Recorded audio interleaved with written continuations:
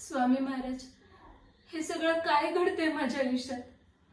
अहो, कालपर्यंत मला फुलासारखी जपणारी लोक आज मलाच खड्ड्यात ढकलायला निघालेत.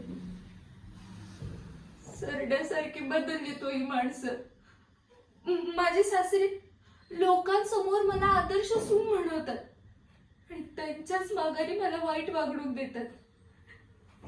स्वामी, हे जेव्हा लग्न झालं ना, त्यानंतर सासूबाई मला आईसारख्या वाटल्या, पण त्या पण आता मला प्रत्येक गोष्टीसाठी पाण्यात बघतात आणि नवऱ्याला तर माझ्या काडीची किंमत नाहीये. उलट सगळे मलाच बोलतात आणि मलाच सुनवतात. सून नाही, यांनी नोकर केले मला त्यांच्या घरातलं. पण मी म्हणते, हे का आणि कशासाठी? महाराज, मी अशी कुठली चूक केलीये म्हणून मला हे भोग भोगावे लागतात माहिती नाही. मी ना या घरात कोणाला काही सांगू शकते ना कोणाशी काही बोलू शकते.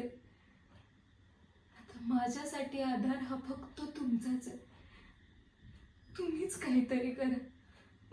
मला फक्त यांच्या सगळ्यांच्या वागण्यामागचं कारण कळू द्या, बस. स्वामी, आता तुम्हीच मला मार्ग दाखवा. स्वामी, मला मार्ग दाखवा.